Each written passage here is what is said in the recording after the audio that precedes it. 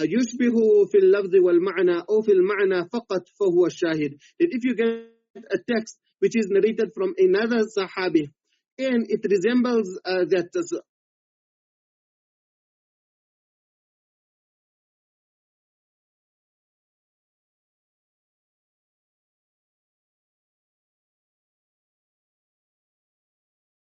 is the same, but if the Sahabi differs, then it's called Shahid. And the words can be different, but if the Sahabi is the same, then it will be called a Mutaba'ah. So it is supporting a narration with a different Sahabi. The words are the same, or whether the meaning is the same. And this, you can see, is how Ibn Hajar rahmallah explains it. So this is how he explains it here in Nuzha an-Naḍar. Now, if you're memorizing Nukhba, then you will see that this meaning which he is saying here, that the difference is based on the Sahabi, it's not accurately conveyed in Nukhbatul Fikr. So, here he is putting that the emphasis that the Sahabi has to be different, then only it will be considered as a Shahid. But when he's talking about it, when he mentions this here in Nukhbatul Fikr, then there's no mention of a Sahabi at all. He says, وَإِن وُجِدَ مَتْأَنٌ يُشْبِهُهُ فَهُوَ الشَّاهِدُ. This here is the text of Nukhbatul Fikr. So in Nukhbatul Fikr, you can see he didn't mention anything about whether the Sahabi is the same or whether the Sahabi is different. But here in Nukhbatul Fikr, in Nuzha an-Naḍar, not only he is mentioning it, he is also stressing upon it. So here the point to bear in mind is that Ibn Hajar rahmallah completed Nukhba in the year 812 Hijri. So probably he held the view, the same view as Ibn Salah rahimahullah and as his teacher, that the difference between Mutabi and Shahid depends on the words. And then later on, maybe when he was writing Nuzha, he changed his view. And probably he could have changed his view because he must have seen that when he was writing Fathul Bari, that many times, majority of the times, like a lot of times, Imam Bukhari rahimahullah uses the word mutaba'ah when the Sahabi is the same. So irrespective of whether the words differ or the words are the same, as long as the Sahabi is the same, he uses the word taba'ahu. But we will explain this here that he even used it when the Sahabi difference, when the Sahabi is different. So we will explain that a bit later, inshallah. So this here could be the reason that why he is also placing so much emphasis here. Because in Nukhbatul Fikr, if a person only learns Nukhbatul Fikr and does not refer to Nuzha an-Naḍar, then he will not get the same definition of Shahid. So therefore here he explained it already, that وَلَا اقتصار في هذه المتابعة سواء كانت تامة أم قاصرة على اللفظ بل لو جاءت بالمعنى كفى. And then you can see here on the fourth paragraph of this page is again saying وَخَصَّ قَوْمٌ الْمُتَابَعَ بِمَا حَصَلَ بِاللَّفْظِ. So he's putting so much stress upon it. So this here is the definition which he gives Shaykh Nuruddin rahmallah. He explains Shahid in the footnote that Shahid huwa al-hadith yuwafiqu hadithan akhar fil lafzi أو المعنى من رواية صحابي آخر. So that's how you can memorize it. That one narration which resembles another narration, whether it is with the exact same words or it only has the same meaning, as long as it is from a different Sahabi. That is the definition of a Shahid. Allama Sakhawi rahmallah claimed that this definition of Ibn Hajar rahmallah is the view of Jumhur. So when he says that it's the view of Jumhur, it basically means that after Ibn Hajar rahimahullah, most scholars began to adopt this view. Allama al-Laqani rahimahullah, he said that هذا الذي جزم به المصنف هنا عزاء بعض تلامذته للجمهور وتواردت كلمة أتباع المصنف على اختياره ورد طريق ابن الصلاح. That after Ibn Hajar, most people then began to take this meaning. And Ibrahim Lahim, he says that so many people began to now take this meaning of mutaba'a and shahid. وَلَا يَكَادُ يَخْرُجُ عَنْ هَذَا أَحَدٌ. That now it's almost no one uses the word mutaba'a and shahid according to how Ibn Salah rahmallah used it, where the words differ. Rather, everyone now started to use it according to how Ibn Hajar rahmallah has suggested here.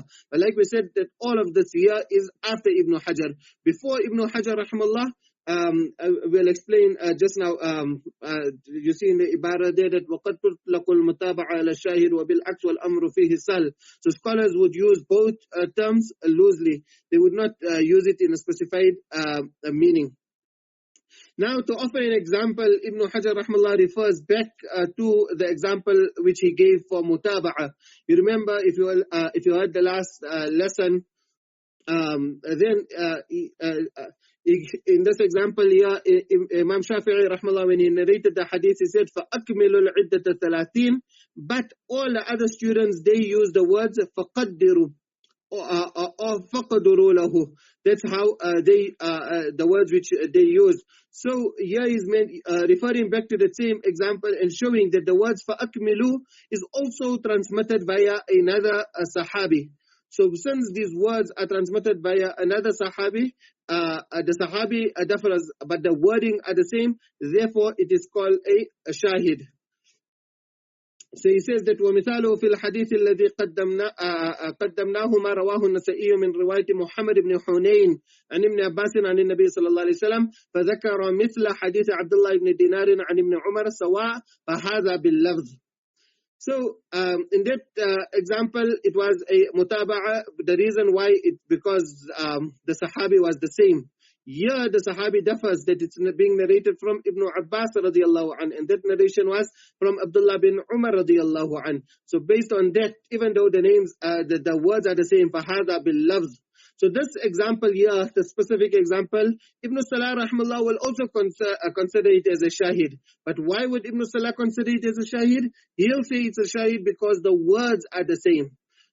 Ibn Hajar rahmallah on the other hand will also consider it as a shahid, but the reasoning is different. He considers it as a shahid because the sahaba is different. Ibn Salah will consider it as a mutabi' because the words are the same. But Ibn Hajar rahmallah will consider it as a shahid because the sahabi differs.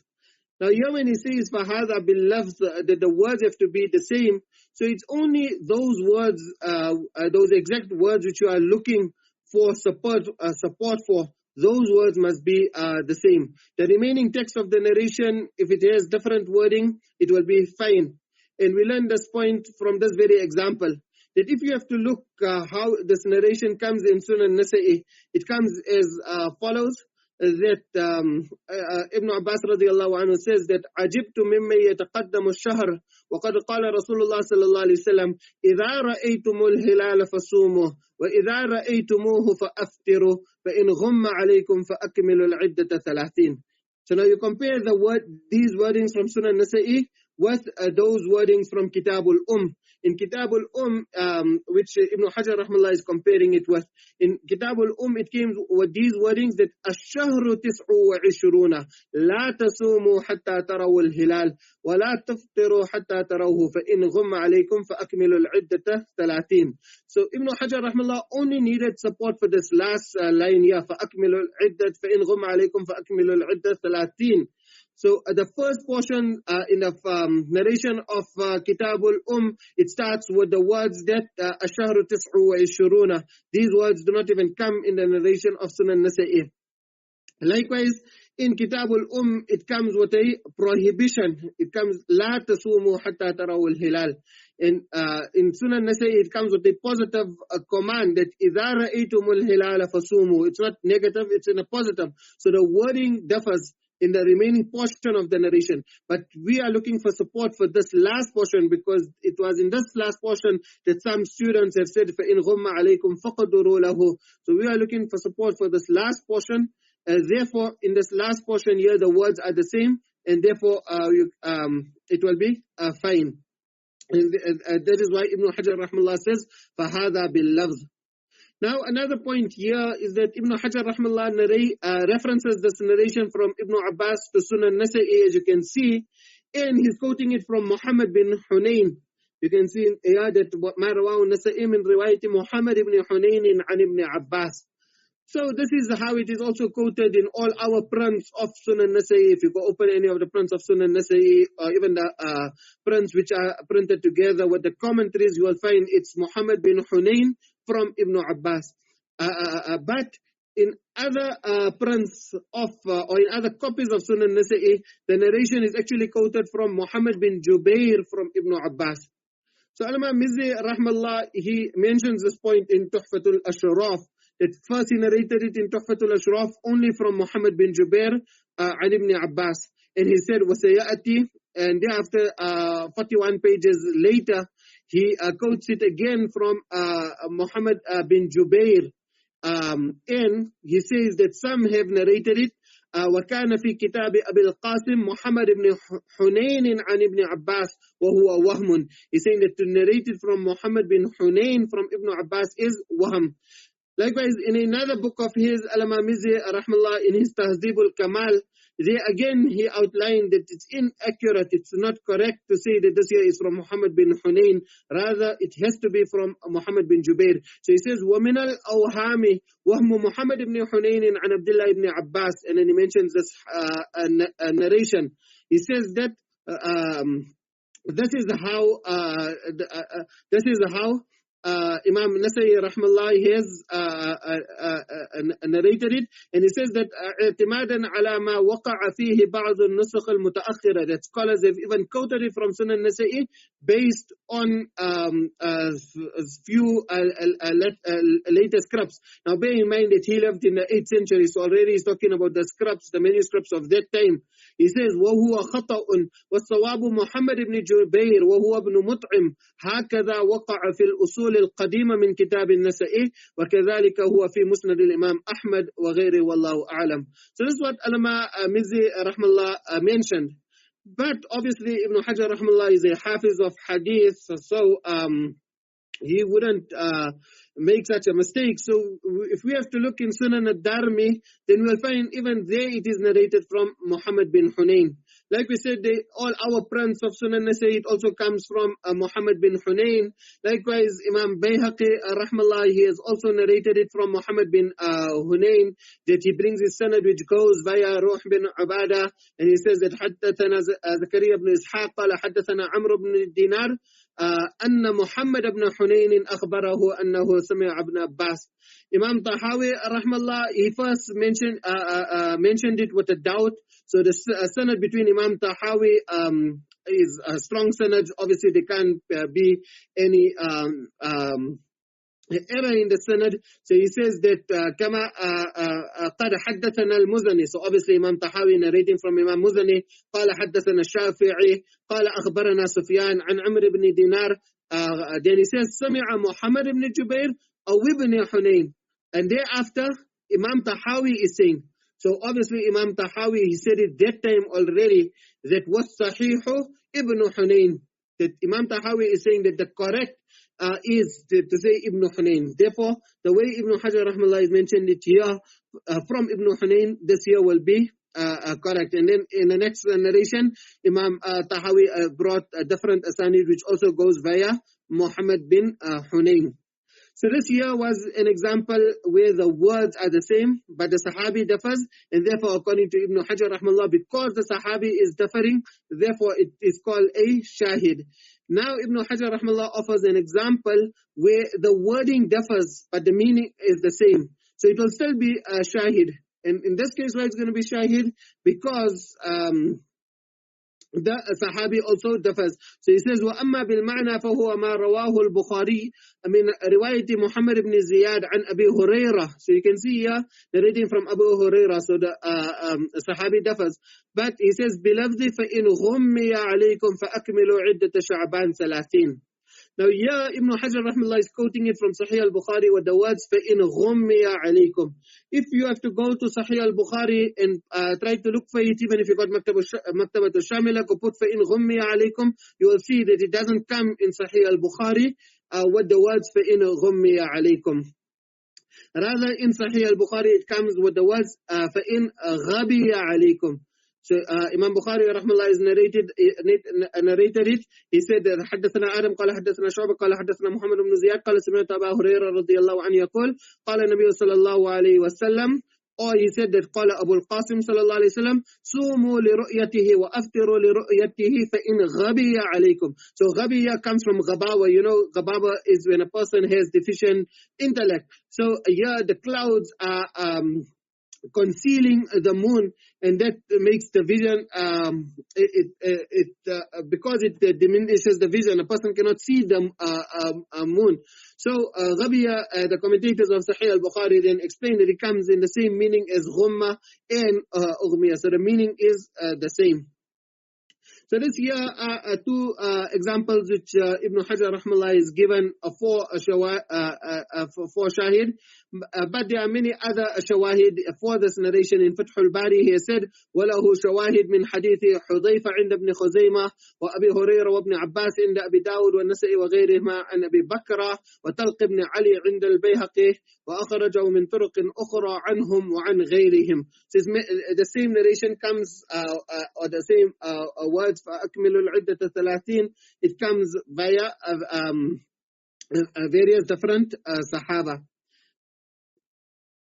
Now he's saying that وَخَصَّ قَوْمٌ الْمُتَابَعَ بِمَا حَصَلَ بِاللَّفْظِ. So this is what we are saying, that he already explained that on the last paragraph of the previous page. But he's again bringing this, and like we say, the reason why he's stressing upon it so much is probably because of what he mentioned in Nukhbatul Fikr, that he followed these scholars in Nukhbatul Fikr, and in Nuzha an-Naḍar now he's presenting a different view, so therefore he's stressing upon it again. He's saying that فَخَصَّ قَوْمٌ, that some scholars referring to Ibn Salah rahmallah, and like we say his own teacher Alama Iraqi rahmallah, that they have said that mutaba'a is only for mutaba'a can only be used for those narrations which are narrated from the same with the same words, irrespective of whether the sahabi is the same or the sahabi differs.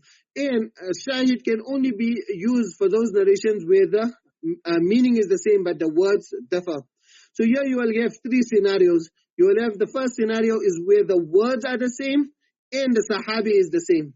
So it will be a mutabi' according to Ibn Salah rahmallah. Why it will be a mutabi' according to him? Because the words are the same. Likewise, it will also be a mutabi' according to Ibn Hajar. But why it will be a mutabi' for him? Because the sahabi is the same. That's the first scenario. The second scenario is the words differ, but the sahabi is the same. So because the words differ, it's going to be a shahid according to Ibn Salah rahmallah. But according to Ibn Hajar, it's going to be a mutabi'. Why it's going to be a mutabi'? Because the sahabi is still the same.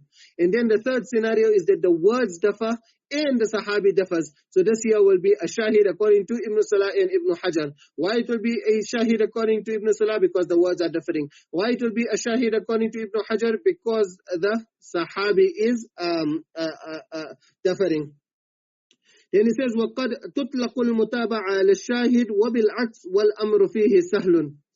So, since now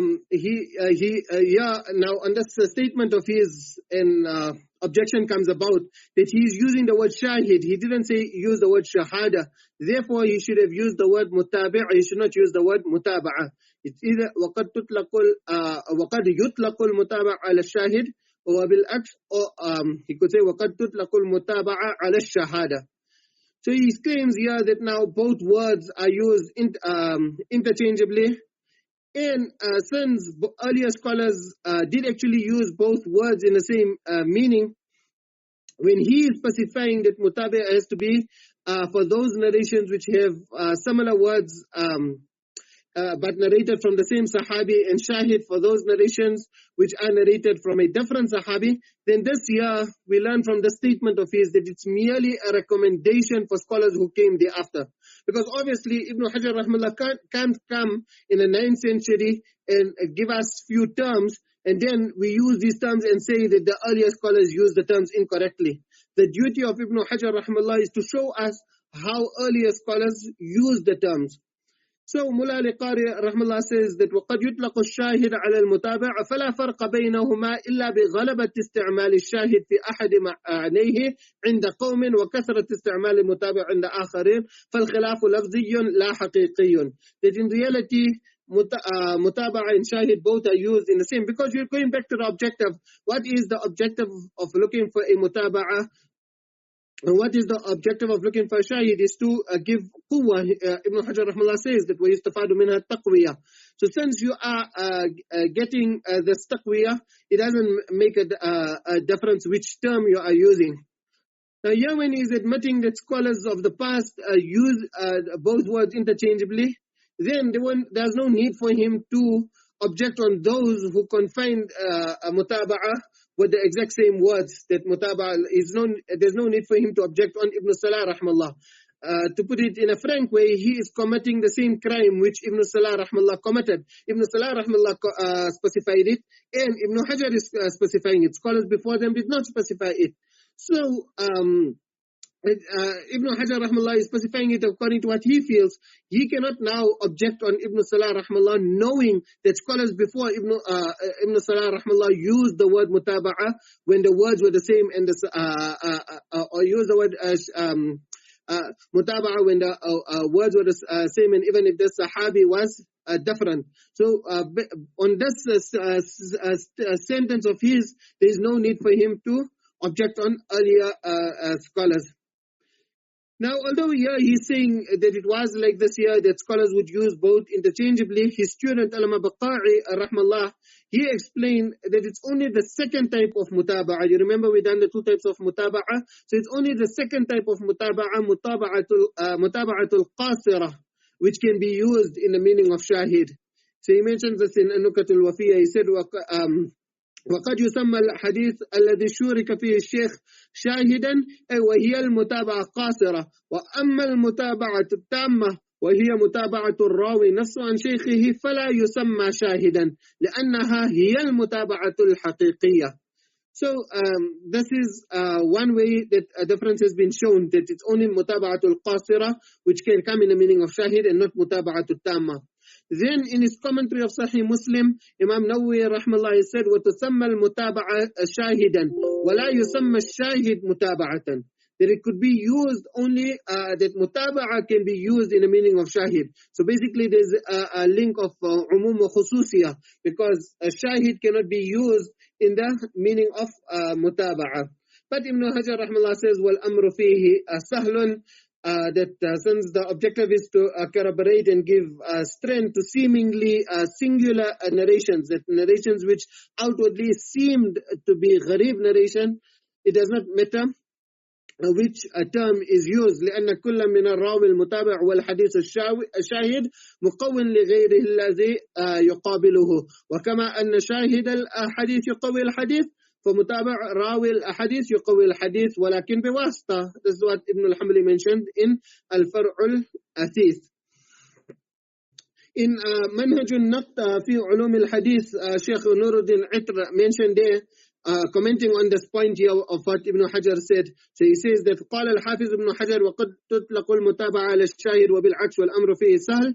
So الشيخ نور الدين إتر they mentioned وهذا لأن المقصود بكل منهما هو التقوية، وهو حاصل بكل منه سواء سمي متابعة أو شاهدا. ولما كان المقصود بالمتابعات والشواهد التقوية فإن المحدثين يتساهلون. So you can see فإن المحدثين, scholars of the past, فيقبلون فيها رواية من يقارب الثقة وينزلون إلى الضعيف، وهذا هو السبب بأن البخاري ومسلم يخرجان أحاديث بعض الضعفاء. So Mullah al-Qari then also explains how flexible both terms were amongst the scholars of the past. He says, وَالْبُخَارِ يَأْتِي بِمُتَابَعَةِ صَحَابِيٍّ أَوْ غَيْرِهِ وَمِنَ الْفَرْدِ الْمُطْلَقِ عَلَى مَا هُوَ كَلَامٌ. He's saying that whether the Sahabi was the same or if the Sahabi differs, Imam Bukhari rahmallah would use the word mutaba'ah. So like I said, that obviously in Sahih al-Bukhari, Imam Bukhari used the word taba'ahu a lot of times. So many times when he used it, it was always showing how the narrators earlier in the link differed. But the Sahabi was always mostly the same. But then there were times, to give you a random example, Imam Bukhari rahmallah says that he brings a narration, and with regards to Hajj, he says, حدثنا موسى بن إسماعيل قال حدثنا وهيب قال حدثنا أيوب عن أبي العالية البراء عن ابن عباس. So you can see the narration is from Ibn Abbas radiallahu anh. Immediately after this narration, he says, تابعه. So he's using the word mutaba'ah. تابعه عطاه عن جابر. So that narration was from Ibn Abbas. Here he's bringing it from Jabir radiallahu anhu. Likewise, in another example, he says, حدثنا علي بن عبد الله قال حدثنا سفيان عن عمرو عن طاووس عن ابن عباس قال سمعت عمر رضي الله عنه يقول قاتل الله فلان, that ألم يعلم أن النبي صلى الله عليه وسلم قال لعن الله اليهود حرمت عليهم الشحوم.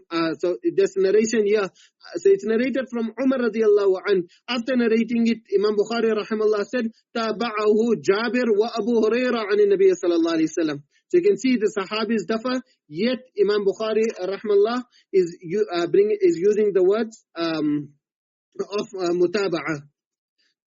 So also I told you that we'll see from where Alama Ibn Salah rahmallah and Alama Iraqi derived this definition of theirs of mutaba'ah. So they actually took it from Ibn Hibban rahmallah, that in his Ulum al-Ḥadīth, Muqaddama Ibn Salah, Alama Ibn Salah quotes Ibn Hibban rahmallah. So they are taking it from Ibn Hibban rahmallah. Ibn Hibban rahmallah is showing that how you look for mutaba'at and shawahid. So he explains that you first look for this narrator and then the narrator above him, the narrator above him. If you don't find, then you look for the narrator above, until he explains that if you don't find a supporting chain for the tabi'i, and he's still explaining what's a mutaba'ah. So he says, وَإِن لَمْ يُوجَدْ مَا وَصَفْنَا نُظِرَ حِينَئِذٍ هَلْ رَوَى أَحَدٌ هَذَا الخبر عن أبي هريرة غير ابن السيرين من الثقات فإن وجد ذلك علم أن الخبر له أصل. So he's saying that you look as another Sahabi. So from these words, they are basically deriving it from earlier scholars. So in short, earlier scholars have used it, have used both the terms interchangeably. They wouldn't cause any distinction. Alama Ibn Salah came, he tried to say, specify that the mutaba'a will only be used if the words are the same, and if the words differ, then the word shahid will be used. Ibn Hajar rahmallah came, and he now tried to say that no, it's based on whether the sahabi is the same. But after Ibn Hajar, as we explained in the beginning, this is what now all scholars have settled upon. Ibrahim al-Lahim says, وَأَمَّا الْآنْ فَالْمَشْهُورُ مَا ذَكَرَ ابْنُ حَجَرَ أولا أن المتابع هو ما كان عن نفس الصحابي سواء كان باللفظ أو بالمعنى والشاهد ما كان عن صحابي آخر سواء كان باللفظ أو بالمعنى ولا يكاد يخرج عن هذا أحد. Inshallah, we'll continue from here on Saturday. Until then, jazakumullah khairan. Assalamu alaikum wa rahmatullahi wa barakatuh.